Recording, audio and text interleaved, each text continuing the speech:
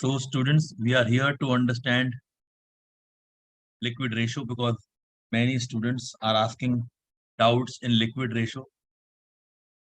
Now we understand what is liquid ratio. It is the second part of liquidity ratios, the liquid ratio. There are two ratios we have done in this chapter.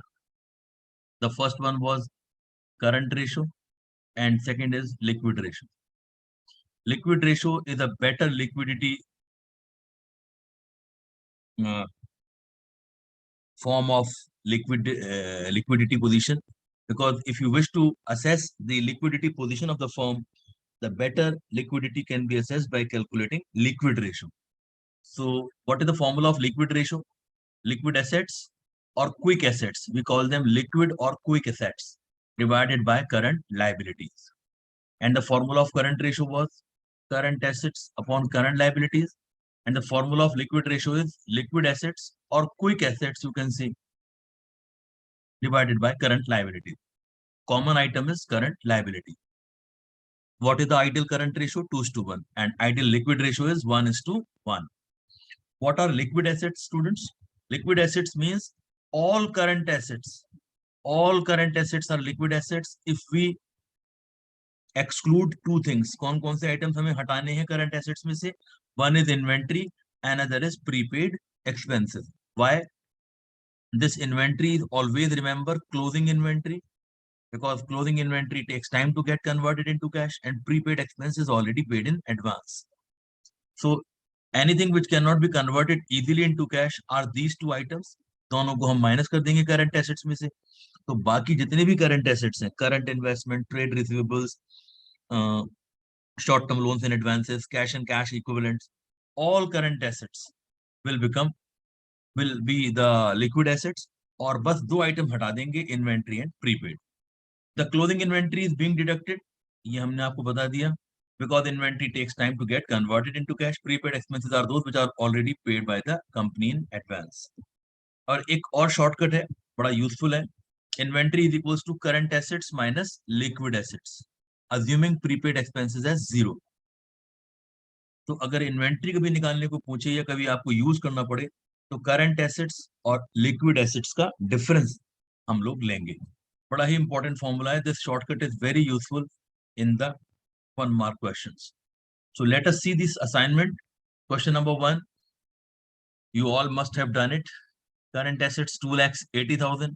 But काफी बच्चे हैं जिन्हें problems हैं, तो बिल्कुल शुरू से समझिए. Enjoy the session. कोई भी डाउट है, बिल्कुल ABCD से स्टार्ट कर रहे हैं लिक्विड रेशियो की, तो हर बच्चे की समझ में आएगा. Current assets are 2,80,000, right? And what else has been given in the question? Inventories are given 40,000. Advance tax, this is prepaid expense. Advance means prepaid. Prepaid rent भी आपको दिया है 10,000. Current liabilities 1 lakh दिए हैं. बोलता है what is the quick ratio. तो आप immediately calculation में जाएंगे. Liquid assets upon current liabilities. So how to calculate liquid assets, students? Liquid assets is equals to what? All current assets, that is 2,80,000 minus what? Inventory 40. Inventory हम नहीं लेते. What else we shall minus? 30,000 advance tax and 10,000 rupees prepaid expenses. इन सबको minus कर देंगे. That will be our liquid assets. कितना आएगा? It will be 2 lakhs. And current liabilities are given clearly in the question, 1 lakh. So 2 lakh upon 1 lakh. Answer will be 2:1. Your answer will be C part. मैंने आपको जैसे कि previous session में बताया था कि आपको 4 ऑप्शन दिए हैं, A, B, C and D. So while marking in the examination, board examination, which will be held on 13th September, you will be encircling C clearly for the examiner, and the box provided in the end we have to mark C as well. क्योंकि अगर ये mark कर दिया और ये भूल गए तो you will be getting 0. So this box is very, very important, students. Question number 2. Working capital 1,80,000. Total debts are given to us clearly 1,80,000. अब आपको देखिए, अगर आपने करंट रेशियो को पूरी एक्सपर्टाइज से सीखा है तो liquid ratio is not a problem. Why? Because total debts and long term debt का डिफरेंस क्या होता है? बताइए, current liabilities. And working capital is also given, so we can calculate current assets also, and inventory is given. So how to calculate, children? I hope you can do this question on your own. बहुत ही easy question पड़ेगा आपके लिए, क्योंकि current liabilities 1,80,000 और 90,000 का difference लेकर आ जाएंगी। 1,80,000 total debts में से अगर हम लॉन्ग टर्म डेट्स माइनस कर दें, जो बचता है that is our current liability. Working capital question में गिवन है हमें 1,80,000। तो how to calculate current assets with the help of working capital? Last session अगर आपने ध्यान से पढ़ा है और खुद मेहनत करके उसको करा है, तो current liabilities plus working capital, current liabilities are how much? It's 90,000 and working capital is 1,80,000. How much is the amount of current assets? 2,70,000. अब करंट एसेट्स से आप क्या निकाल देंगे? Liquid assets. करंट एसेट्स में से क्या माइनस कर दें कि लिक्विड एसेट्स हमें मिल जाएगा? We will simply easily subtract 90,000 rupees का inventory, we will get 1,80,000 rupees. Hence, what is the answer? Liquid assets numerator आ गया, current liability is 90,000. Answer is gonna be 2:1. So C is the correct option. Easy. Question number 3. You can see now. अब आप उसको rewind करके देखें कई बार, अगर कोई doubt रह जाता है, so that you can see to it. Third question. A company dealing in fast-moving consumer goods has a current ratio of 4.5:1, liquid ratio of 3:1. तो करंट रेशियो भी गिवन है, लिक्विड रेशियो भी गिवन है। Student, किसी जमाने में ये question बहुत ही फेवरेट क्वेश्चन हुआ करता था सीबीएसई का। Many a times this question has been asked. Its inventory of finished goods is 3 lakhs. This is inventory given. What will be current assets, current liabilities, and quick assets? तीन item निकालने हैं आप। You have been given current liability, current ratio and liquid ratio, और inventory given है तीसरी चीज। और इन दो आइटम्स की हेल्प से, तीन आइटम की हेल्प से तीन चीजें आपको निकालनी है। तो कभी भी आपको करंट रेशियो और लिक्विड रेशियो अगर कैलकुलेट करके दे रखा है, तो एक बात आप स्टूडेंट ध्यान रखिएगा, क्योंकि करंट रेशियो का फॉर्मूला होता है CA/CL और लिक्विड रेशियो का फॉर्मूला होता है LA/CL। तो आप देखकर एक सेकंड में समझ जाएंगे कि CL is a common item. Current ratio कितना गिवन है स्टूडेंट्स? 4.5 यू विल से, तो CA/CL। बताइएगा CA कितना आ जाएगा निकल के आपका? 4.5 multiplied by CL is equal to how much? You will say 4.5 CL। ये इक्वेशन 1 मिल गया आपको। इसी तरह से students can calculate equation 2। Liquid ratio is given how much? 3/1 is equal to LA/CL। तो लिक्विड एसिड्स कितना आ जाएगा? 3 मल्टीप्लाइड बाय CL, यानी कि 3CL। तो लिक्विड एसिड्स इक्वेशन फॉर्म में गिवन है आपके पास, अब आ गया। और करंट एसिड्स आ गया। I am telling you the easiest way, otherwise those who can solve it with speed, most welcome. तो current assets, current liability, liquid assets आपने दोनों निकाल लिए हैं। Inventory is given to you. हमने एक शॉर्टकट बताया था आपको अभी स्टूडेंट्स ऊपर, वो शॉर्टकट क्या था? Inventories current assets minus liquid assets. Very good. How much inventory is given? It's given 3 lakhs. Current assets are how much? We have got current assets 4.5 CL, आपने ये निकाला है। और लिक्विड एसेट्स कितना है? 3 CL। तो 3 lakhs इक्वल्स टू 1.5 CL। तो CL कितना आ गया students? 3 lakhs divided by 1.5, that means 2 lakh rupees. तो current liabilities are coming 2 lakh। तो 2 lakh वाला अमाउंट कौन सा है? ये है। ए में भी 2 lakh है, सी में भी 2 lakh है। अभी हमें थोड़ा सा और बढ़ना पड़ेगा आगे। बताइए करंट एसेट्स कैसे निकालेंगे? Current assets are 4.5 CL and CL is how much? 2 lakhs। तो 4.5 into 2 इज 9 lakhs। अब आप देखिएगा 9 lakh हमारा है current assets in the first case, and current liabilities are 2 lakhs। तो 9 lakh 2 lakh, ए और सी देखिए कितना क्लोज आंसर दिया है एग्जामिनर ने। लास्ट है लिक्विड एसिड्स, बड़े ही आराम से निकाल लेंगे। 3CL हमको दे रखा है बेटा, ये 3CL। तो 3 into CL is how much? 3 into 2 lakh, 6 lakh। तो current assets 9 lakh, current liabilities 2 lakhs and liquid assets 6 lakh। तो 926 जिसका आंसर है, that is the correct answer. Correct answer option is C. Hope you have understood this easy question. But बेटा ये easy तब तक ही है जब तक हम करा रहे हैं। Have to practice your own, that will give you great amount of confidence. Fourth question देख सकते हैं अब आप। This is a little technical question, यहाँ थोड़ा सा आपको ब्रेन यूज करना पड़ेगा, little brainstorming is required. I don't think कि बोर्ड को इस लेवल पे जाना चाहिए, but you never know, we can get a question in boards. हमें पूरी प्रिपरेशन रखनी है, इसलिए ये 10-12 क्वेश्चन हमने इस तरह से डिजाइन करे हैं आप लोगों के लिए, so that you should be having the ability to solve any type of question, students. Please see to it. Question number 4, total debts, total assets, tangible fixed assets, non-current investments, long-term loans and advances. तो ये तीनों कौन से assets हैं? Non current category. Very good, आपको पता होना चाहिए। These are non-current assets, tangible, non-current and long-term loans and advances. Long-term borrowings, long-term provisions are the part of what? Non-current liabilities. Very good. Inventory and prepaid, you know very well, liquid assets में से, current assets में से minus कर दो। तो इसमें तो हमें स्टूडेंट्स कुछ भी नहीं दिया है। There is no way out to get the answer. So how to go ahead? सबसे पहले हमें करंट एसेट्स को ही निकालना होगा, और करंट एसेट का कॉन्सेप्ट आप लोगों ने रेशो में सीख लिया है कि अगर हम टोटल एसेट्स में से कौन से एसेट्स माइनस कर दें तो हमें मिल जाएगा current assets. Non current part हटा दीजिए आप, non current assets. Total assets are given 16 lakh, so easy. Non current asset इन तीनों का सम करिए, 6 + 1 + 1, that is how much? 16 lakh minus 8 lakh. तो करंट एसेट्स आपके आ गए 8 लाख। अब करंट एसेट से लिक्विड एसेट निकालना सबसे इजी होता है, क्योंकि करंट एसेट में से दो ही आइटम माइनस करने होते हैं आपको, liquid, the inventory and the prepaid expense.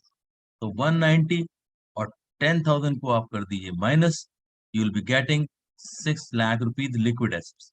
तो हाफ डेस्टिनेशन तो हमने अचीव कर लिया है स्टूडेंट्स। देखिएगा कितना इजी हो गया ये फॉर्मूला। अगर आपको याद होगा कि टोटल एसेट्स में से नॉन करंट हटा दे तो करंट एसेट बच जाता है, तो this will be of a great help.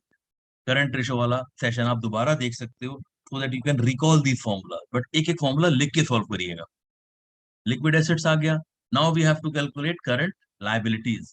How to calculate current liabilities, वो भी आपने करंट रेशो के फॉर्मूले में देखा है। टोटल डेट्स, टोटल डेट्स में से हम क्या माइनस कर दें? Long term debts. Long term debts means the what we call it non current liabilities, non CL.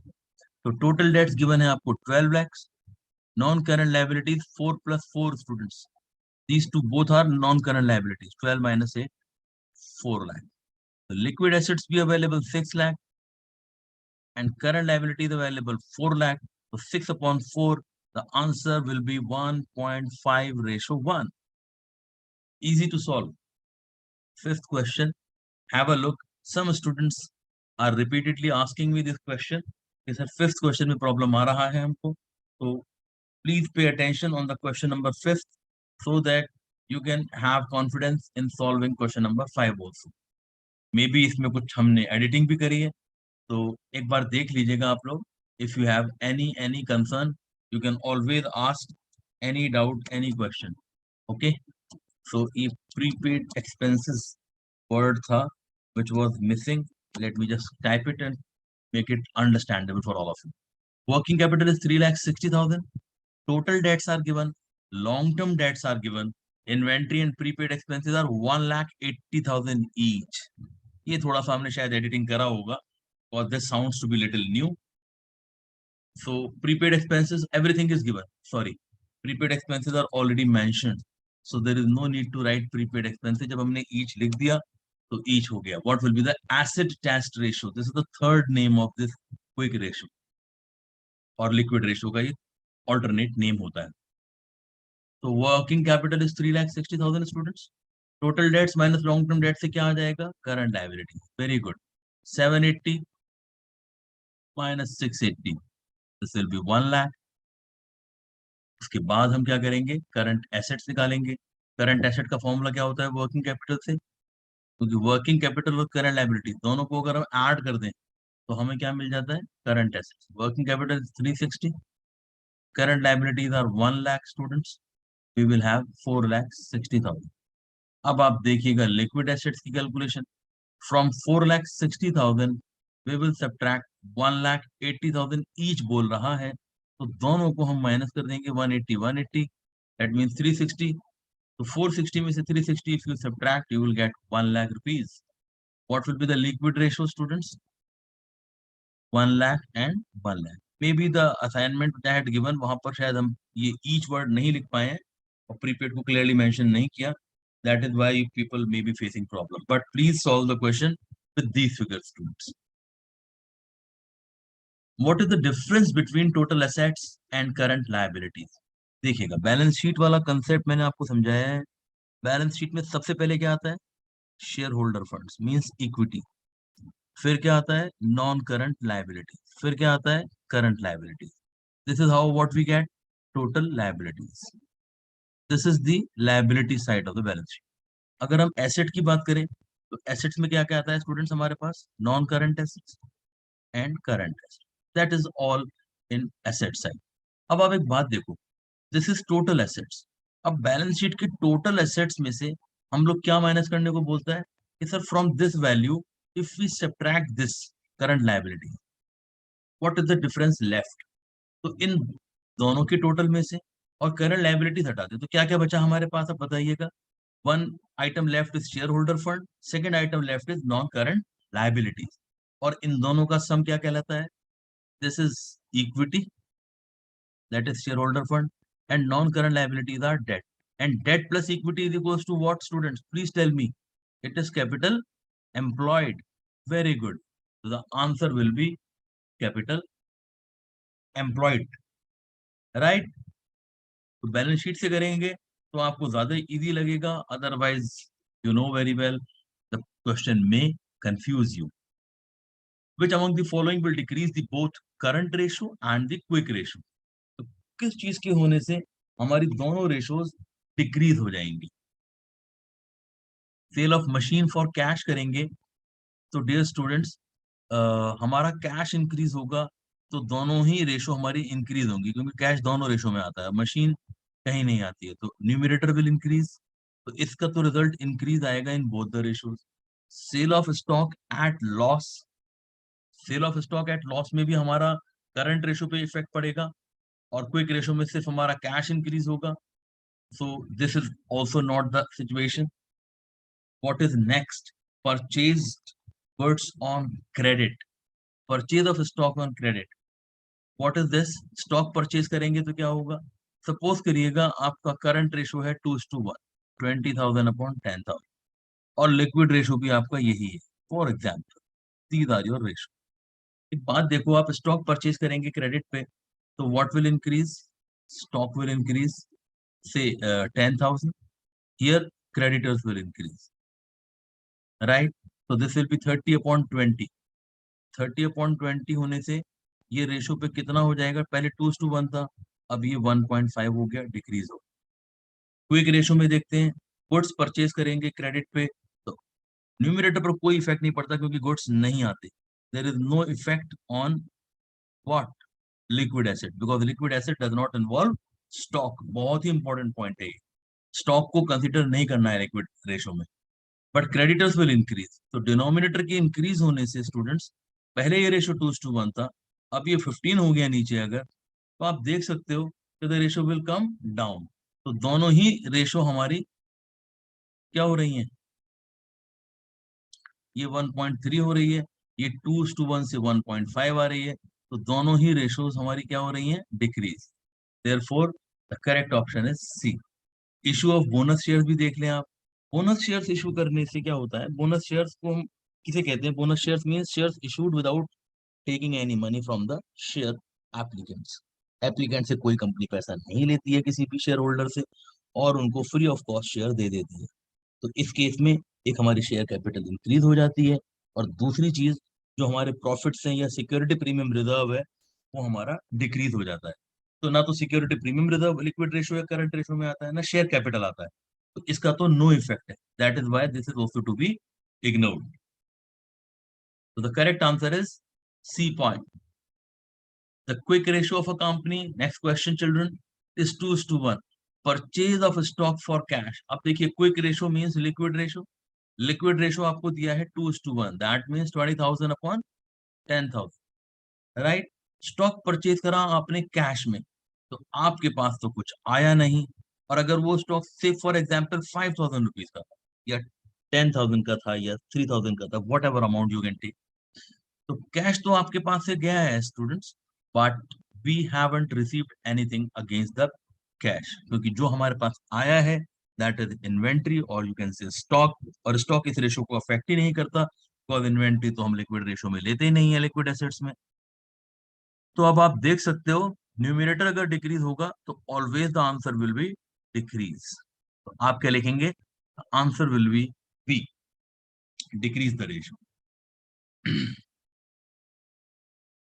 और अगर क्रेडिट में होता तो भी डिक्रीज होता, क्योंकि यहां पर से माइनस और यहाँ प्लस हो जाता, even then the situation would have been same. Which among the following transactions will not affect both current ratio and quick ratio? बताइएगा किसके होने से दोनों रेशो अनअफेक्टेड रहने वाली हैं? Which is that point which will make the ratio unaffected? देखिए sale of machine for cash से तो कैश बढ़ जाएगा बिजनेस का, तो दोनों रेशो इंप्रूव होंगी। Sale of stock at loss होने से भी हमारा क्या होगा, the current ratio will decrease and liquid ratio will increase, whereas bank loan obtained, cash आया हमारे पास या बैंक बैलेंस बढ़ गया तो इसमें भी रेशो बढ़ेगी। Cash received against bills receivable, students ध्यान से देखो आप, अगर दोनों रेशो 2:1 है, फॉर एग्जांपल 20,000 अपॉन 10, अब आप एक बात देखो, अगर हमें कैश मिल रहा है तो cash is coming in that is 5,000 and subtract the bills receivable against the BR, एक एसेट डिक्रीज हो रहा है हमारा 5 का, एक एसेट इंक्रीज हो रहा है, और दोनों ही आइटम दोनों रेशो में आते हैं, तो प्लस बी 5 माइनस बी 5, तो the effect will be what, no change. Therefore, the correct answer is question number 9 is D point. 10th question. Now we have the questions of assertion and reason based questions. 100% question आएगा इस पर based assertion reason, आप लोग देख ही रहे हैं, in every exam you are getting. If quick ratio is 2:1, for example, sale of goods for 25,000, costing 20,000 on credit. देखिए goods की सेल का कॉन्सेप्ट अब आपकी समझ में आ गया है कि गुड्स कभी भी इफेक्ट डालते नहीं है लिक्विड रेशो पर। 25,000 20,000 रुपीज के गुड्स का कोई इफेक्ट नहीं पड़ेगा। ये जो 25,000 है ये कैश है हमारा, दिस इज ऑन क्रेडिट, तो क्रेडिट में है अगर, तो हमारा क्या बढ़ जाएगा, डेटर्स। जब भी क्रेडिट सेल होती है तो बिजनेस के क्या बढ़ते हैं, डेटर्स, यानी कि लिक्विड एसेट इंक्रीज करेंगे 25,000 से, तो रेशो विल इंप्रूव। और यहाँ पर लिखा भी है एजर्शन में, इन्होंने स्टेटमेंट में भी लिखा है yes the ratio will improve, तो ये तो बड़ा ट्रू हमारा, it seems to be true.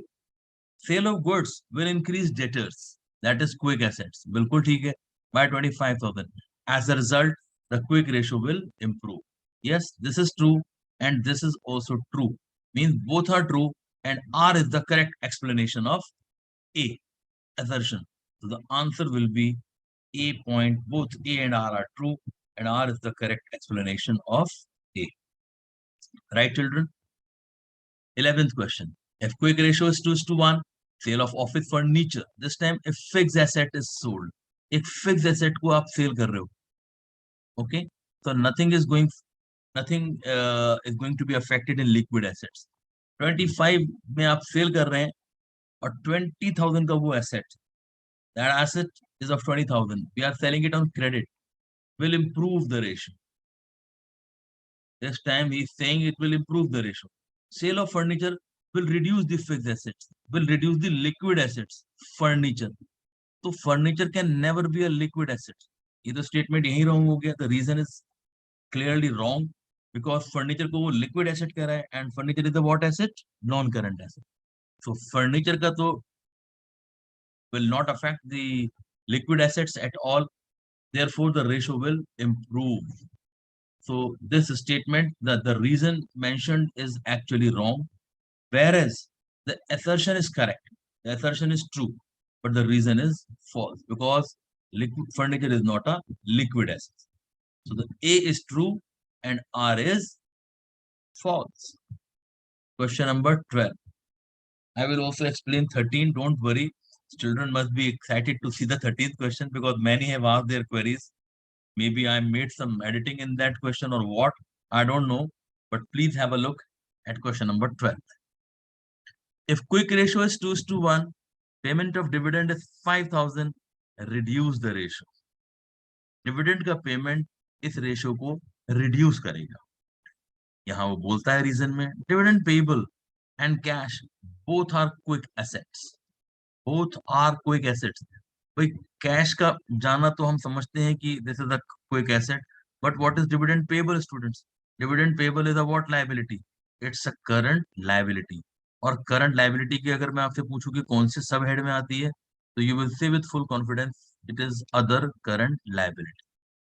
तो यहीं पर हम देख लेंगे कि बोथ आर क्विक एसेट इसने कह दिया, तो the reason has turn wrong. Okay,